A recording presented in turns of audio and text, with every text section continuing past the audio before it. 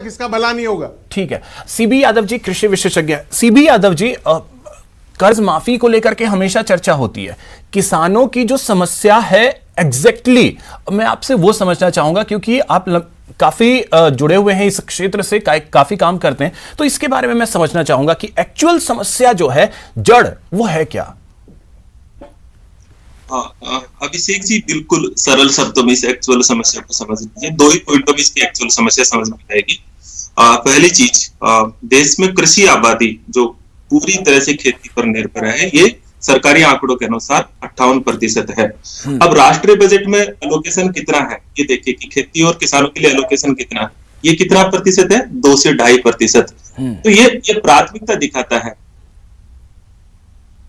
मेरी आवाज आ रही? जी जी बिल्कुल आ रही है, बोलिए। हाँ, तो ये प्राथमिकता दिखाता है। दूसरा आप देखिए, जिसे हमारे वरिष्ठ पत्रकार जी कह रहे हैं कि किसानों की आमदनी बढ़ाने पे कोई बात नहीं करता है। मूल समस्या तो यह है कि किसान की आमदनी बढ़ाने का एकमात्र तरीका है कि उसकी उपज का पर्याप्त भाव दिया जाए। 1970 से लेकर के आप सभी चीजों की इन्फ्लेशन देखेंगे तो आपको बिल्कुल क्लियर कट समझ में आ जाएगा कि हर चीज का जो इन्फ्लेशन है, जो मल्टीप्लाई हुआ है, वो लगभग 300 गुना औसत रूप से चीजें बढ़ी है 1970 से, जबकि किसान की उपज सिर्फ 19 से 20 गुना बढ़ी है। तो ये जो डिफरेंस है, इसे कैसे पाटा जाए? ये जो मार्केट पॉलिसी है, सरकार की नीतिगत पॉलिसी रही, उसके कारण जो है किसान। तो सीबी यादव जी, जो ये बातें इतनी होती हैं, क्या किसानों को सिर्फ सब्ज बाग दिखाया जाता है? इतनी बातें जो होती हैं, सारी चीजें बेसिकली हमारे यहाँ खेती और किसानी की रिसर्च नहीं होता है और इस तरह की रिसर्च को प्रमोट भी नहीं किया जाता है। इसलिए बेसिकली एक तात्कालिक रिलीफ के तौर पर वोट बैंक के रूप में इस्तेमाल किया जाता है। आपको पता हो, ये जो पूरा मामला चल रहा है, उसको मैंने राज्य सरकार को पत्र लिखा था, वन टाइम सेटलमेंट स्कीम। ये आरबीआई की एक स्कीम है जिसमें जो डिफॉल्टर्स होते हैं उनके 90% तक जो कर्ज होता है उसको वन टाइम सेटलमेंट कर दिया जाता है। अब ये तो आरबीआई की स्कीम है जो केंद्र सरकार रिक्वेस्ट करती है। बिल्कुल, इसमें जिम्मेदारी केंद्र की भी है, हर सरकार की है, क्योंकि ये किसान जो है, मैं ये कहना चाह रहा हूँ कि ये समस्या केवल राजस्थान की नहीं, कि राजस्थान की ये कर्ज की समस्या केवल बिल्कुल पूरे देश में जोड़ना चाहता हूँ। अब इसमें 5.5 लाख करोड़, अभी जो डेटा बताया वो सही नहीं है। 5.5 लाख करोड़ एनपीए जो है वो हेयर कट और वन टाइम सेटलमेंट की तरह सेटल किया। ठीक है, किसान का मैं आपसे एक चीज समझना चाहूंगा, सुमित जी, एक चीज मैं आपसे समझना चाहूंगा। अभिषेक जी, मैं इसमें एक बात जोड़ना चाहता हूं। जी बोलिए। कि किसानों की जो समस्या है, उसके साथ साथ एक माफिया ग्रुप पनप गए हैं। बैंक वाले, जिला प्रशासन और भू माफिया, इनकी एक गठजोड़ बन गई है। सरकार को पता है, सरकार के पास पूरा पुलिस प्रशासन विभाग है, ये गठजोड़ मिल गया। किसानों की जमीन मोर्गेज होती है, इनको पता होता है। जब ये किसान की 2.5 महीने पहले उसकी डेथ हुई है, कजोड़ लाल मीणा की, पूरे से एसडीएम ने नोटिस दिया है, कुर्की की है, तो क्या सरकार को पता नहीं? क्या माफिया ने कैसे खरीद ली जमीन? तो एक बड़ा गठजोड़ पैदा हो गया हिंदुस्तान में किसानों। मैं भी इसमें बस एक चीज, ये बात बहुत गंभीर है, इसको जोड़ना जरूरी है अभिषेक जी। ये एक बहुत बड़ा नेक्सस। और दूसरा, राजस्थान में एक बहुत बड़ा काम है कि किसानों की खेती को उपज बढ़ाने के लिए। ये राजस्थान की नहीं, ये पूरे देश की स्थिति है। सुमित जी, इसमें तो अब केंद्र सरकार को भी आगे बढ़ना चाहिए, क्योंकि देखिए स्थिति हर कोई जान रहा है कि किसानों की है। आपने भी कहा था कि 2022 तक किसानों की आय 2 गुनी हो जाएगी, हम करेंगे, कहां हुई? देखो, आप उसमें एक बात तो देखिए, कुछ तो उस तरफ अग्रसर है, बिल्कुल ये बात सही है कि कुछ आप जिस तरह प्रधानमंत्री किसान सम्मान निधि योजना से भी किसान को राशि आ रही है, और साथ में आप जिंसों के भाव देखोगे इस समय देश में, आप चाहे मूंगफली के भाव देखो, चाहे सरसों के भाव देखो, चाहे ग्वार जो अपने राजस्थान में, इनके भाव अच्छे भाव है जो किसानों को वास्तव में मिल रहे हैं। मैं ग्रामीण क्षेत्र में जाता हूँ, लोग कहें कि वास्तव में पिछले 2-3 साल से तो किसानों को वो राशि मिल रही है। बिल्कुल मिल रही है, बिल्कुल मिल रही है, भाव बजट में अच्छे हैं, बिल्कुल ये बात आपकी सही है। पर साथ में ये बात भी विषय जरूरी है कि हमें नई और उन्नत खेती और उन्नत तकनीक का और कम समय में किसान के पास पहुंचे, क्योंकि यहाँ का किसान, हमारा क्षेत्र राजस्थान का पिछड़ा हुआ किसान है, उसको नई तकनीक, नई बीज और नई किस्म के बारे में पहुंचने में बहुत समय लगता है, जब तक दूसरी जगह लोग आगे जाते हैं। हमें मॉडर्न टेक्निक्स और मॉडर्न खेती की तरफ बढ़ने के लिए राजस्थान सरकार, चाहे केंद्रीय सरकार का सहयोग लेकर इस तरह प्रयास करे कि जो अंतिम छोर पे बैठा हुआ किसान है, कब होगा? लेटेस्ट टेक्नोलॉजी का लाभ कैसे? सुमित जी, होगा कब?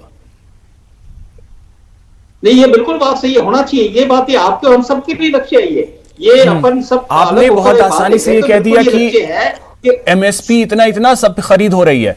वीरेंद्र जी किसान नेता हैं, वीरेंद्र जी आप अगर बता पाएं कितने किसानों की फसल जो है एमएसपी पे खरीद ली जाती है? देखो, अभी जो फसल बाजरे की आई थी वो राजस्थान सरकार ने नहीं खरीदी, जबकि बाजरे का 2150 समर्थन मूल्य है।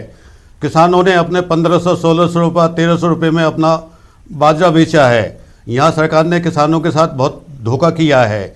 इसके अलावा हमारी भारतीय किसान संघ की केंद्रीय सरकार को भी 11 जनवरी को ज्ञापन दिया है कि हर किसान को लाभकारी मूल्य दिलाया जाए, हर उत्पादन का लाभकारी मूल्य मिले, तभी किसान का भला होगा।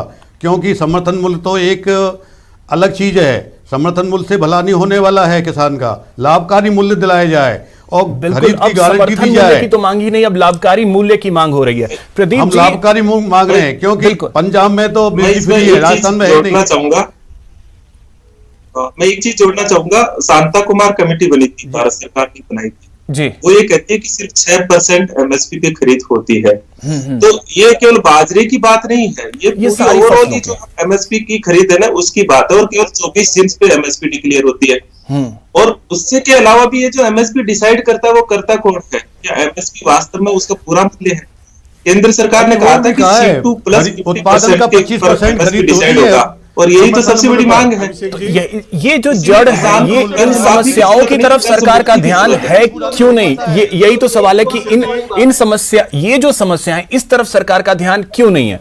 प्रदीप जी, अभिषेक जी, मैं इसमें एक जोड़ना चाह रहा हूं कि जितनी भी सरकारें बनती है, चाहे कांग्रेस हो चाहे बीजेपी, जो घोषणा पत्र में घोषणा करती है, तो जो हनुमान बेनीवाल ने लोकसभा में उठाया कि जो घोषणा पत्र में करते हैं अगर उसके साथ छलावा होता है, उसके साथ छल होता है, तो उस पार्टी के खिलाफ मुकदमा, आपराधिक मुकदमा दर्ज होना चाहिए। क्योंकि घोषणा पत्र ये तो बहुत बार कहा जाता है कि ठीक उसे लीगल डॉक्यूमेंट के तौर पे देखा जाए, ऐसा ये तो भविष्य की बात है। ठीक है प्रदीप जी, अब एक क्लोजिंग कमेंट मैं आपसे चाहूंगा कि अभी फिलहाल के लिए तो नीलामी पे रोक लगा दी गई है, लेकिन बीजेपी की तरफ से यह कहा जा रहा है कि यह फिलहाल के लिए नहीं, परमानेंट आपको करना पड़ेगा।